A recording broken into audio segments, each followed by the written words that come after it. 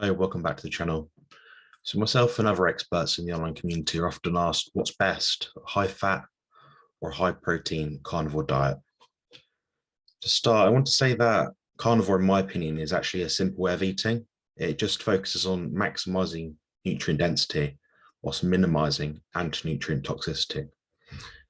So both the high fat and high protein variations can give the individual excellent health and body composition benefits. However, there's some nuance, so you might find that one will suit you better than the other. I'll say the ratios are subjective depending on your current eating background. So if coming to the diet from a place of eating a low-fat diet, even 50 to 60% fat in regards to energy ratio would seem like quite a lot for you. For others, maybe someone that starts off on keto, so they might think 80% fat plus would be considered high fat. For the purposes of this video, I'll broadly say high fat is 75% plus with 25% protein. A high protein variation might be 50% protein and 50% fat by energy value. So there's a few problems with each that I'll quickly outline. Might take me a bit longer, I don't know, but I've got some bullet points here. So the thing about the high fat is it reduces protein intake. So you think, well, that's not too much of an issue if you're eating enough fat. Well, actually it is. It might not provide enough taurine to actually regulate your electrolyte balance. So taurine is a critical osmolyte.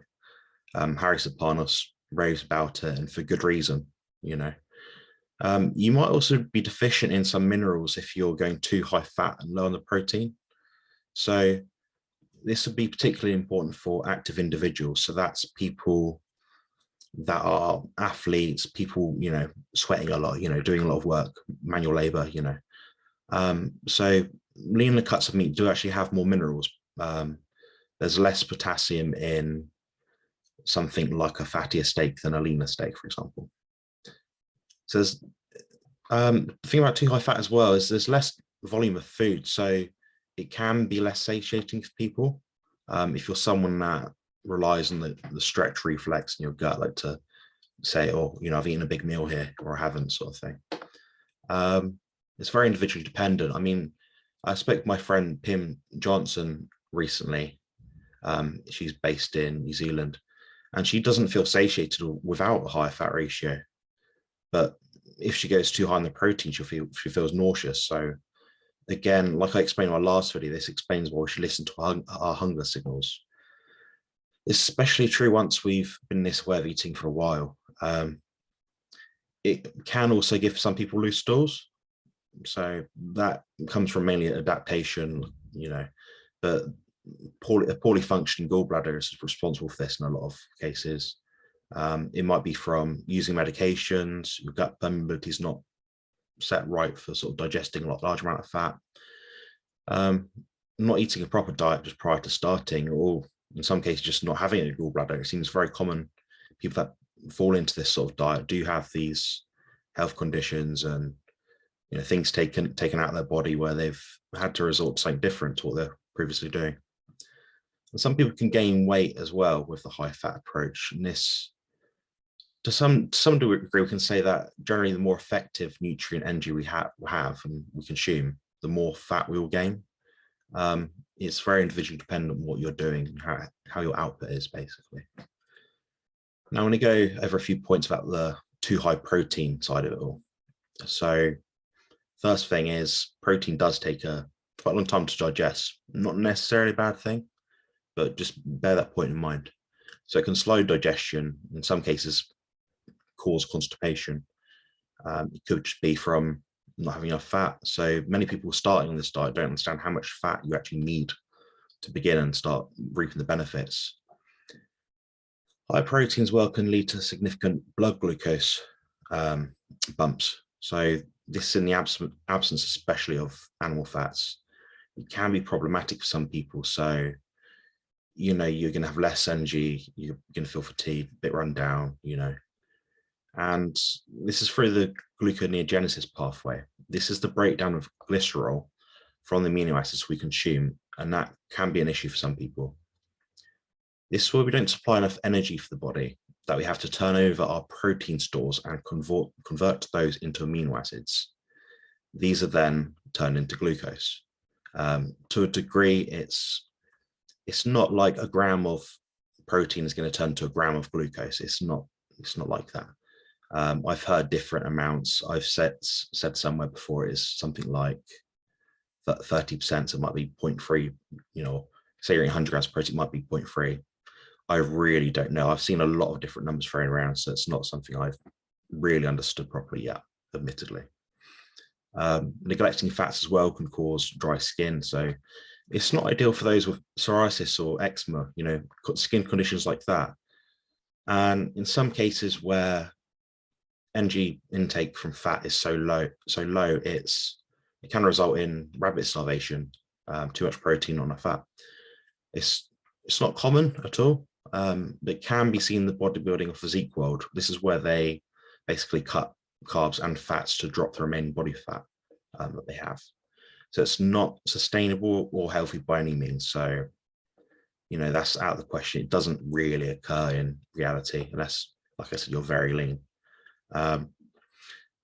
So it also doesn't regulate hunger signals as well. So identifying if you're thirsty or hungry can be a common issue. So some people will chug liters of water, and that's an aim to quench their thirst. But the funny thing is they just need more fat and perhaps even sodium. They just might have a higher requirement. So obviously protein can be quite dry if you're going too high in protein, low in fat. There's also the metabolic water aspect of consuming more fat. So that's why there's some degree of balance you have to have here. You can't just eat an all protein diet, Another thing as well is that fat itself is not particularly insulinogenic. So protein is much more, obviously, as I mentioned earlier, it can convert into glucose when it's needed. It's a demand-driven process. So when insulin is low, we excrete more electrolytes. And this is relevant when you're fine-tuning things to reach your desired results. So electrolytes for your diet are essential for moving nutrients into your cells, balancing your body's pH levels, and removing waste from cells. This isn't something you want to mess around with. So that's something to take into consideration as well.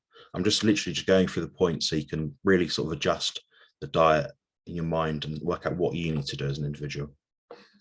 So eliminating protein isn't the answer. You can see that, you need enough. There's a need for it. I've seen some people reduce protein down to something ridiculous like 40 grams per day. And even then they're actually splitting that between 3 or 4 meals. So you're looking at 12, 13, maybe even 10 grams protein per meal. Problem with that is they're so deficient in protein that they begin to actually lose muscle mass. That's especially true if they're involved in exercise. You do need protein to recover your muscles from a workout. And you're just not, it's not going to work if you're doing 40 grams of protein a day. I'm sorry if anyone disagrees, but that's the reality. In the case of epileptic or cancer patients, there could be some efficacy. There are studies on this. It's very well put forward in the scientific literature. That's if they're a very small person, though. I mean, you might need less protein if you're a lot smaller. It kind of makes sense if you think about it logically. This, in a way, this sort of protocol is where the healthcare professionals will put them in a therapeutic ketogenic diet, something like 80% fat, maybe 90% in some cases or more. Basically, this aims at reducing the impacts of the patient's disease state. So some people may fall into that bracket.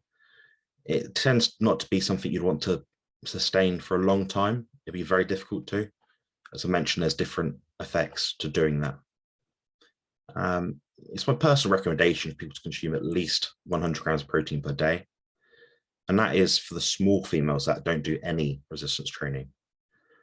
I could be seen as a bit sort of protein obsessed here. I do believe the protein content of a diet should be higher than the health guidelines suggest. I believe somewhere I've seen it written as about 50 grams per day. I think that's not going to work. I recommend around, this might surprise people, between 3 and 4 grams per kilogram of lean body weight. So I spoke with Serpanos the other day about this. He's an expert in the field. I'll link his channel in the show notes again. He was explaining that the Hadza Bushmen were consuming around 4 grams per kilogram per day. So if it's a 100-kilogram man, they're eating 400 grams of protein a day. So you get that number in your head, like it's a lot of meat, or eggs, fat, cheese, whatever you're eating. So these people are very physically active. They aren't familiar with the Western world and our technology, so they don't have cars, things like that. They really have to work to get their food, and that's from dusk till dawn. It's not something they're not trying to work out here and there. This might spend the whole day sort of trekking and climbing things, trying to sort of eke out every bit of nutrition they can out of the carcasses that they're finding, or in some cases taking down. For people saying, show me the studies, I just say the literature in this regard is very weak. In my opinion, it is very weak. The average resistance trained athlete in these studies isn't training as hard as they might think. And I'm not saying this to be arrogant, as if I'm training so much harder than someone else. That's not it. But it's just a matter of fact, they aren't training to failure like they might think they are. So studies on resistance trained athletes don't mean a lot in this context. Also, we are emitting basically all sorts of carbohydrates in this diet. So we need the high protein to signal an insulin bump so that we don't run into a lot of the electrolyte issues people are having. There's some people following the ketogenic diet, high fat, they're really pushing the ketones. So they're trying to elevate fat and lower protein as much as possible. Again, you need enough protein to signal the insulin bump, and that's what helps you store the electrolytes. And for more information about training to failure, I suggest you look up Lyle McDonald's commentary on Dr. Mike Israetel's training to failure examples. So basically, he pinpoints exactly how hard he was training, and it wasn't nearly as close to failure as what Dr. Mike thought. You can see it's very clear in the video when the way he breaks it down, And just note, this is people training balls to the walls 4 or 5 times per week for an hour or more each time. And this is hitting multiple sets to muscular failure and are very physically active. This is trying to run parallel with people that are in the Hadza Bushmen. For some people, this amount will be too much, will lead to them feeling sluggish, like I mentioned earlier. In that instance, you might elevate your fat ratio until you find the amount that makes you feel and perform at your best. So as an example, a 100-kilogram man with 10% body fat might consume 270 to 360 grams of protein a day.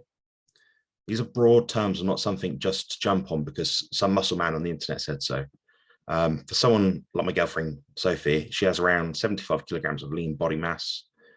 Her training volume intensity is less than mine due to the equipment restrictions she has. She's doing something like 5 sessions per week of around 30 minutes. Anyway, she's taking in around 150 grams of protein a day. So that equates to 2 grams per kilogram of lean body mass. So as we know, fat is our primary energy substrate. Some people refute this, but the average adult man can store something like 100,000 calories of energy as fat. Calories, yeah. In terms of glucose in the form of muscle glycogen, it's a fraction of that. Maybe something like 5,000-6,000 calories, if we're to say it was, a gram of fat was 9 calories, which we know it might not be. Our fat intake should be enough to support our hormones, reduce our insulin load. And it's basically supporting bodily functions, cellular integrity, but also we shouldn't have so much that we have an energy toxicity. And our intake should match our output. And that means, you may have to tweak your diet slightly to achieve the physique or health outcomes that you're looking for. In terms of food volume, I believe Dr. Sean Baker advocates 1.5 pounds of meat per day for women and something like 2 pounds or more for men. These are ballpark figures, but they might give you a good basis to start with for the first week or so. I just want to touch on something I've come across recently on YouTube. So a lot of people trying the high fat carnivore approach. It's interesting seeing what's being said on YouTube and the forums. I mean, it is useful for people to try to reduce hemoglobin A1C. I feel some people get too wrapped up in the numbers and don't focus on how they feel, which I think is critical in any diet. There's a margin of error with this, where the results on their ketone monitors aren't reflective of how they actually feel in themselves. So don't be afraid to go against the grain sometimes and try and see what works out for you. I spoke recently with Dr. Sarah Pugh and said the steak you eat is different to the steak that I eat. How we process it, our biological need for nutrients, and it can vary. She might need high fat or vice versa. Again, this channel is about finding your best health, so do what works for you. That's something I really want to get across in this video. So if you want a tailored diet and training plan, I am offering that on my website. It's only £40 at the moment. For short consultations, I charge £12 for half an hour. I have various other options you can choose from, and actually even better value than that. So it's worth checking out, and I'll probably link that right about now. Anyway, I hope that helps clarify my thoughts on the questions I keep getting. So thanks for watching. Remember to like, comment, and subscribe to keep the channel going. Cheers.